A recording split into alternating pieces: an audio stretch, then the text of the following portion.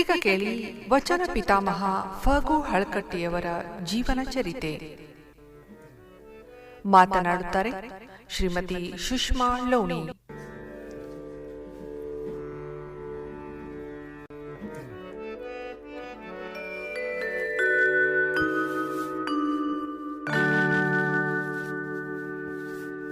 ಲಕ್ಷದ ಮೇಲೆ 96,000 ವಚನಗಳು ನಿತ್ಯ ಭಂಡಾರಕ್ಕೆ. ಎಲ್ಲರಿಗೂ ನಮಸ್ಕಾರಗಳು.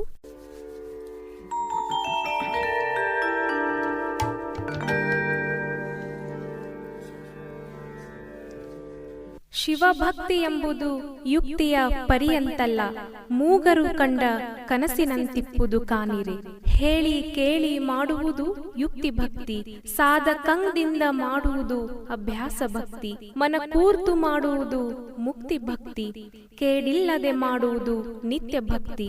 ಇದ್ದಂತಿದ್ದು ನಿಜವಪ್ಪುದು ನಿಜ ಭಕ್ತಿ. ಈ ನಿಜ ಭಕ್ತಿಯಲ್ಲಿ ಭರಿತರು ಸೌರಾಷ್ಟ್ರ ಸೋಮೇಶ್ವರ ನಿಮ್ಮ ಶರಣರು, ನಿಮ್ಮ ಶರಣರು.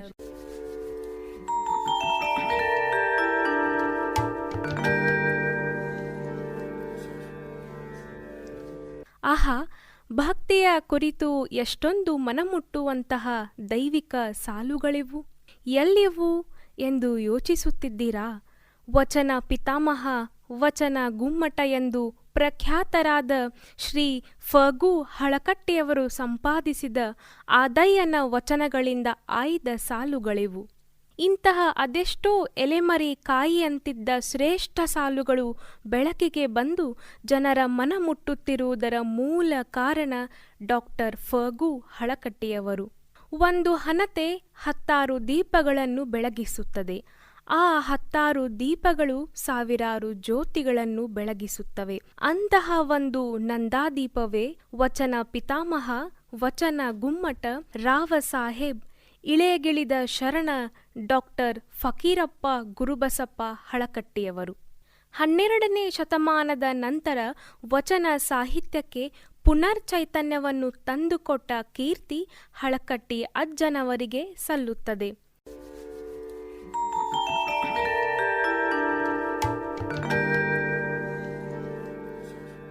ಬನ್ನಿ, ಹಳಕಟ್ಟಿಯವರ ಜೀವನ ಹೇಗಿತ್ತು ಎಂದು ನೋಡೋಣ. ಡಾಕ್ಟರ್ ಫಕೀರಪ್ಪ ಗುರುಬಸಪ್ಪ ಹಳಕಟ್ಟಿಯವರು 2ನೇ ಜುಲೈ 1880 ಧಾರವಾಡದಲ್ಲಿ ಜನಿಸಿದರು. ತಂದೆ ಗುರುಬಸಪ್ಪ, ತಾಯಿ ದಾನಾದೇವಿ. ಹಳಕಟ್ಟಿ ಎಂಬುದು ಇವರ ಮನೆತನದ ಹೆಸರು. ತಂದೆ ಗುರುಬಸಪ್ಪ ವೃತ್ತಿಯಲ್ಲಿ ಶಿಕ್ಷಕರಾಗಿದ್ದರು, ಪ್ರವೃತ್ತಿಯಲ್ಲಿ ಸಾಹಿತಿಗಳಾಗಿದ್ದರು. ಇಂಗ್ಲೆಂಡಿನ ಇತಿಹಾಸ, ಏಕನಾಥ ಸಾಧುಗಳ ಚರಿತೆ, ಫ್ರಾನ್ಸ್ ದೇಶದ ರಾಜ್ಯಕ್ರಾಂತಿ ಮುಂತಾದ ಕೃತಿಗಳನ್ನು ರಚಿಸಿ ಆ ಕಾಲಕ್ಕೆ ಸಾಹಿತಿಗಳಾಗಿ ಸಾಕಷ್ಟು ಹೆಸರು ಗಳಿಸಿದ್ದರು. ಜೊತೆಗೆ ಆಗಿನ ಪ್ರಮುಖ ಪತ್ರಿಕೆಗಳಾದ ವಾಗ್ಭೂಷಣದಲ್ಲಿ ಹಲವಾರು ಲೇಖನಗಳನ್ನು ಬರೆದು ನಾಡಿನ ಗಮನ ಸೆಳೆದಿದ್ದರು. ಹೀಗಾಗಿ ಹಳಕಟ್ಟಿಯವರಿಗೆ ಸಾಹಿತ್ಯವೆಂಬುದು ರಕ್ತಗತವಾಗಿ ಒಲಿದು ಬಂದಿತ್ತು. 3 ವರ್ಷ ಇದ್ದಾಗ ತಾಯಿಯನ್ನು ಕಳೆದುಕೊಂಡರು. ಅಜ್ಜಿ ಬಸಮ್ಮನ ಆಶ್ರಯದಲ್ಲಿಯೇ ಬೆಳೆದರು. ಅಜ್ಜಿ ಹೆತ್ತ ತಾಯಿಗಿಂತಲೂ ಮಿಗಿಲಾಗಿ ಪ್ರೀತಿ ವಾತ್ಸಲ್ಯದಿಂದ ಓದಿಸಿ ಬೆಳೆಸಿದ್ದರಿಂದ ಆ ಪ್ರೀತಿಯಲ್ಲಿ ಫಕೀರಪ್ಪನವರ ವ್ಯಕ್ತಿತ್ವ ವಿಕಸನಕ್ಕೆ ನಾಂದಿ ಹಾಡಿತು. ಹಳಕಟ್ಟಿಯವರು ತಮ್ಮ ಹುಟ್ಟೂರು ಧಾರವಾಡದಲ್ಲಿ ಪ್ರಾಥಮಿಕ ಶಿಕ್ಷಣವನ್ನು ಪ್ರಾರಂಭಿಸಿ 1896ರಲ್ಲಿ ಮೆಟ್ರಿಕ್ ಮುಗಿಸಿದರು. ನಂತರ ಮುಂದಿನ ಉನ್ನತ ಶಿಕ್ಷಣಕ್ಕಾಗಿ ಮುಂಬೈಗೆ ತೆರಳಿ ಅಲ್ಲಿನ ಸೇಂಟ್ ಜೇವಿಯರ್ ಕಾಲೇಜು ಸೇರಿದರು. ಅಲ್ಲಿ ಕನ್ನಡ ಪುರೋಹಿತ ಆಲೂರು ವೆಂಕಟರಾಯರು ಇವರ ಸಹಪಾಠಿಗಳಾಗಿದ್ದರು. ಆ ಸಂದರ್ಭದಲ್ಲಿ ಮುಂಬೈ ವಿದ್ಯಾರ್ಥಿಗಳು ಮತ್ತು ಅಲ್ಲಿನ ಜನರಲ್ಲಿದ್ದ ಗುಜರಾತಿ ಮತ್ತು ಮರಾಠಿ ಭಾಷಾಭಿಮಾನ, ಕನ್ನಡದವರಲ್ಲಿ ತಮ್ಮ ಭಾಷೆಯ ಬಗ್ಗೆ ಇದ್ದ ನಿರಭಿಮಾನ ಇವರ ಮನಸ್ಸಿನ ಮೇಲೆ ತುಂಬಾ ಪರಿಣಾಮ ಬೀರಿತು. ಕನ್ನಡಿಗರು ಎಚ್ಚರಗೊಳ್ಳದಿದ್ದರೆ ಕನ್ನಡ ಉದ್ಧಾರವಾಗದೆಂದು ಆ ಕ್ಷಣವೇ ಕನ್ನಡ ನಾಡು, ನುಡಿ, ನೆಲ, ಜಲ, ಸಾಹಿತ್ಯ, ಸಂಸ್ಕೃತಿಗಾಗಿ ದುಡಿಯಲು ವಿದ್ಯಾರ್ಥಿ ದೆಸೆಯಲ್ಲಿ ದೃಢ ಸಂಕಲ್ಪ ಮಾಡಿದರು. ಕರ್ನಾಟಕ ಏಕೀಕರಣಕ್ಕಾಗಿ ಆಗಲೇ ಹೋರಾಟದಲ್ಲಿ ನಿರತರಾಗಿದ್ದ ಆಲೂರು ವೆಂಕಟರಾಯರು ಇವರಿಗಾಗ ಸ್ಫೂರ್ತಿಯಾಗಿದ್ದರು.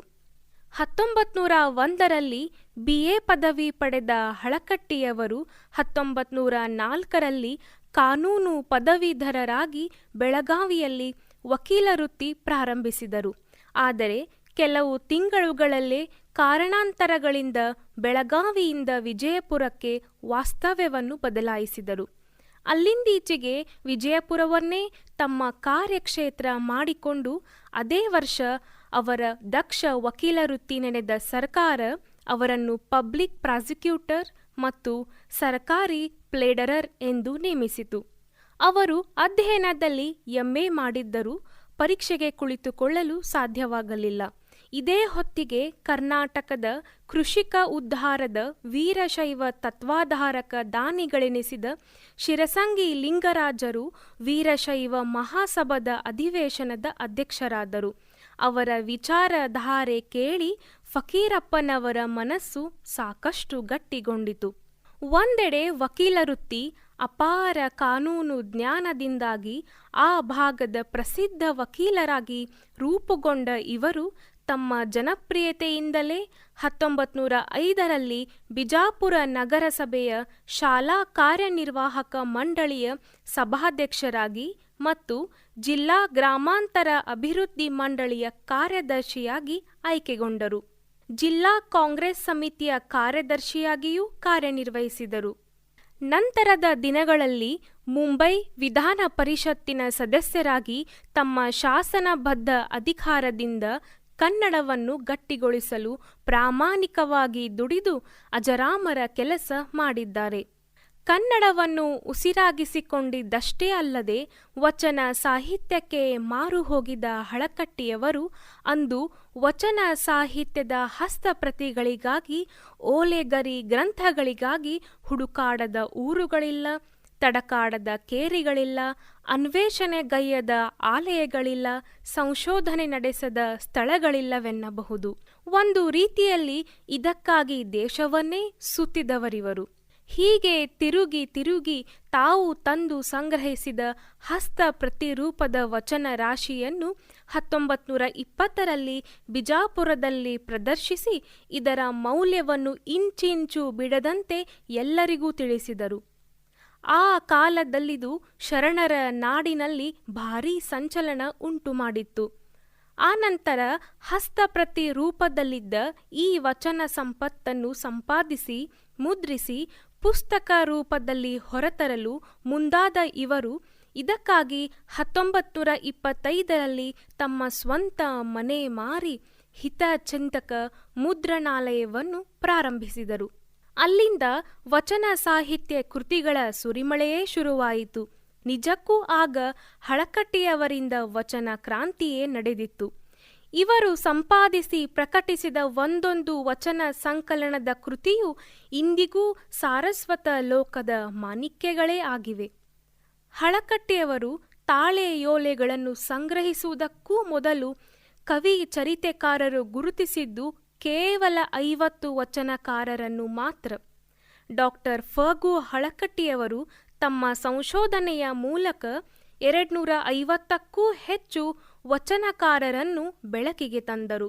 ಜೊತೆಗೆ ಹರಿಹರನ 42 ರಗಳೆಗಳನ್ನು ಸಂಶೋಧಿಸಿ ಪ್ರಕಟಿಸಿದ ಸಾಧನೆ ಹಳಕಟ್ಟಿಯವರಿಗೆ ಸಲ್ಲುತ್ತದೆ. ಕರ್ನಾಟಕದ ಇತಿಹಾಸದಲ್ಲೇ ಸಂಶೋಧನೆ ಪ್ರಕಟಿಸಲು ಒಂದು ಮುದ್ರಣಾಲಯ ಹಾಕಿದ ಉದಾಹರಣೆಯಿಲ್ಲ. ಅಂತಹ ಮುಂದಾಲೋಚನೆ, ತೀಕ್ಷ್ಣ ಬುದ್ಧಿ, ಚಿಂತನೆ ಹಳಕಟ್ಟಿಯವರದಾಗಿತ್ತು. ಪತ್ರಿಕಾ ಮಾಧ್ಯಮದಿಂದ ಏಕಕಾಲಕ್ಕೆ 2 ಪತ್ರಿಕೆ ಸಂಪಾದಿಸಿ ಪ್ರಕಟಿಸುವ ಕಾರ್ಯಕ್ಕೆ ಕೈ ಹಾಕಿದರು.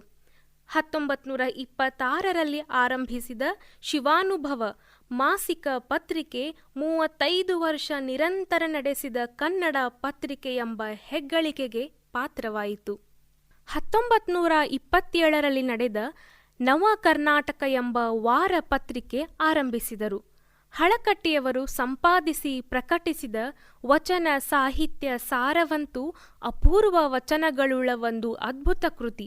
ಶೂನ್ಯ ಸಂಪಾದನೆ, ಶಿವಾನುಭವ, ಕೃಷಿ ವಿಜ್ಞಾನ, ಪ್ರಭು ದೇವರ ವಚನಗಳು, ಹರಿಹರನ ರಗಳೆ, ಪ್ರದೀಪಿಕೆ, ಶಬ್ದಕೋಶ, ಆದಿಶಟ್ಟಿ ಪುರಾಣ ಮುಂತಾದವುಗಳು ಇವರ ಪ್ರಮುಖ ಕೃತಿಗಳು.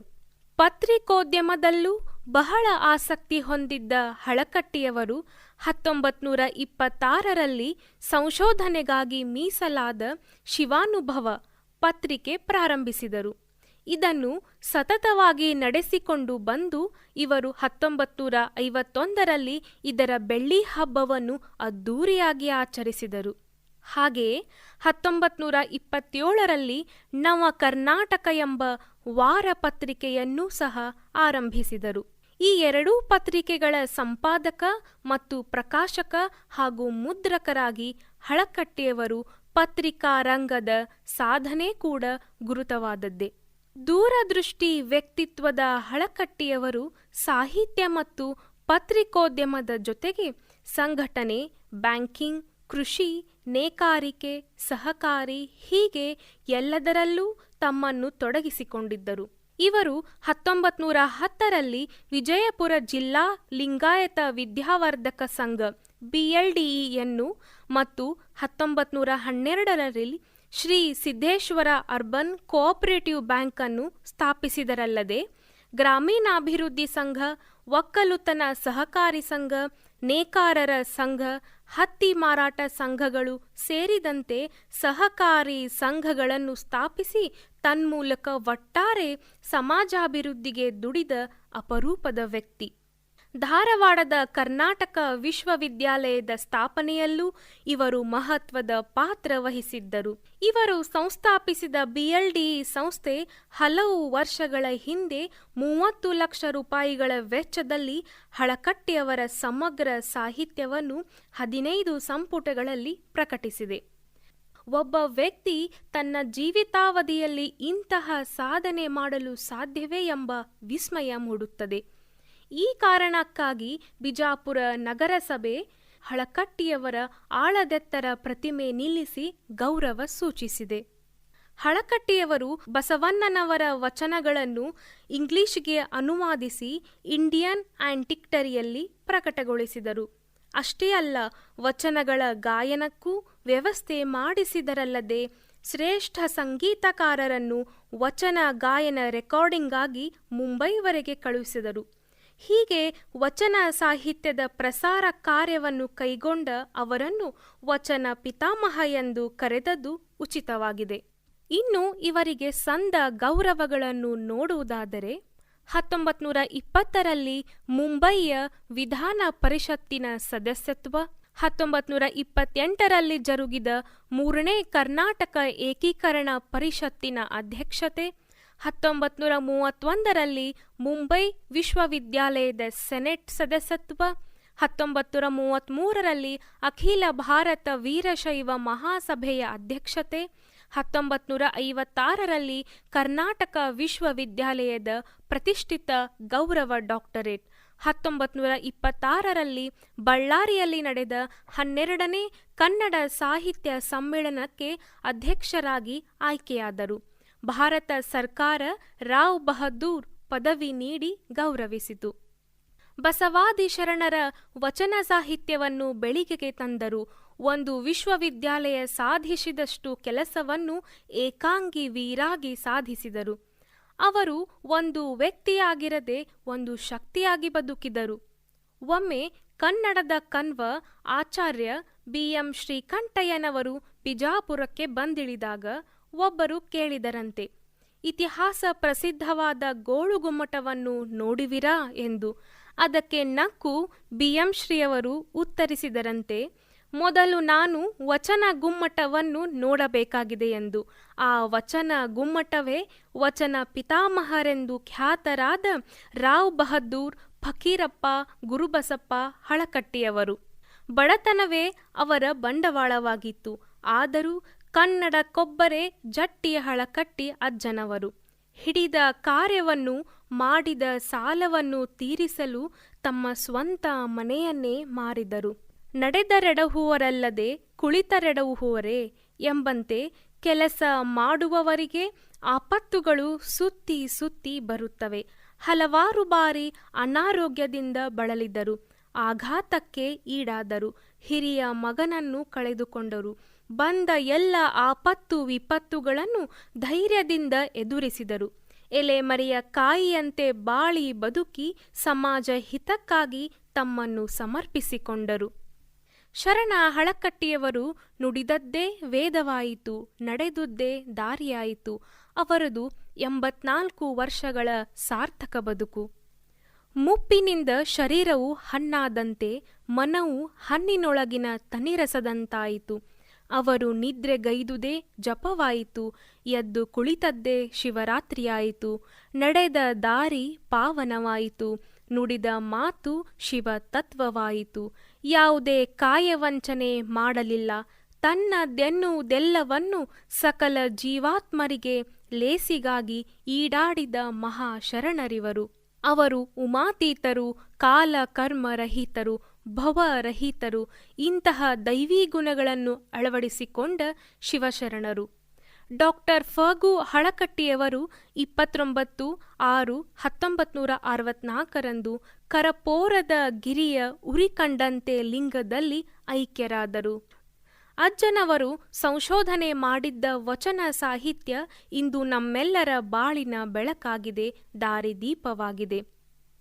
ನಾವೆಲ್ಲ ಹಳಕಟ್ಟಿ ಅಜ್ಜನವರ ಋಣ ತೀರಿಸಲು ಅಸಾಧ್ಯ. ಆದರೆ ಪ್ರತಿನಿತ್ಯ ಒಂದಾದರೂ ವಚನಗಳನ್ನು ಓದಿ ಸಾಧ್ಯವಾದಷ್ಟು ಜೀವನದಲ್ಲಿ ಪಚನ ಮಾಡಿಕೊಳ್ಳುವುದರ ಮೂಲಕ ಅವರಿಗೆ ಗೌರವವನ್ನು ಸಲ್ಲಿಸೋಣ. ನಮ್ಮ ಕೈಯಲ್ಲಿ ಸಾಧ್ಯವಾದಷ್ಟು ನಮ್ಮ ಕೊನೆಯ ಉಸಿರಿರುವವರೆಗೂ ಬಸವ ತತ್ವವನ್ನು, ಶರಣರ ವಚನಗಳನ್ನು ಬಿತ್ತುವಂತಹ ಶುದ್ಧವಾದ ಕಾರ್ಯ ಮಾಡೋಣ. ಸಕಲ ಜೀವಾತ್ಮರಿಗೂ ಲೇಸಾಗಲಿ ಎನ್ನುತ್ತಾ ಹಳಕಟ್ಟಿ ಅಜ್ಜನವರನ್ನು ನೆನೆದು ಎಲ್ಲರಿಗೂ ಶರಣು ಶರಣಾರ್ಥಿಗಳು.